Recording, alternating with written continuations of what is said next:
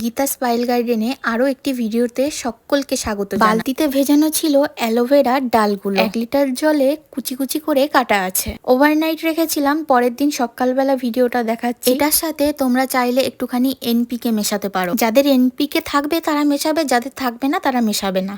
আমি একটু মিশিয়ে দিলাম, 1 চামচ মতন নিলাম। তার সাথে এখন যেহেতু একটু বর্ষা হচ্ছে, সামনে যেহেতু বর্ষাকাল, একটুখানি হলুদ দিয়ে দেবো ফাঙ্গিসাইডের বদলে, যাতে টবে পোকামাকড় না হয়। এবার এটাকে 0.5 ঘন্টা পরে গাছের জন্য দেব। কোন কোন গাছের জন্য এটা সুইটেবল দেখে নাও। যে সমস্ত ছোট ছোট গাছ, যেমন আমাদের এই ভেন্ডি গাছগুলো ছোট ছোট, তার গ্রোথের জন্য কিন্তু এই জলটা খুবই উপকারী। আমি টবে অল্প অল্প করে দিয়ে দিচ্ছি। তোমরা এর সাথে চাইলে আরো জল এক্সট্রা নিতে পারো। চন্দ্রনাথ ঘোষ কমেন্ট করে, দিদি আমার গোলাপ গাছগুলোয় অনেকদিন ধরে একটি পাতাই বেরিয়ে আছে, আর পাতা বেরোচ্ছে না, কি করব? গোলাপ গাছে এটা দিতে পারো, অথবা একটু জলটা কম দিতে পারো। মাঝে মাঝে কলার খোসা ভেজানো জলটাও দিতে পারো। গুপ্তা বিনতে কমেন্ট করে, লিম গাছের যত্ন নিয়ে কিছু বলবে। অবশ্যই বলবো, ভিডিওতে থাক। কেমন লাগলো?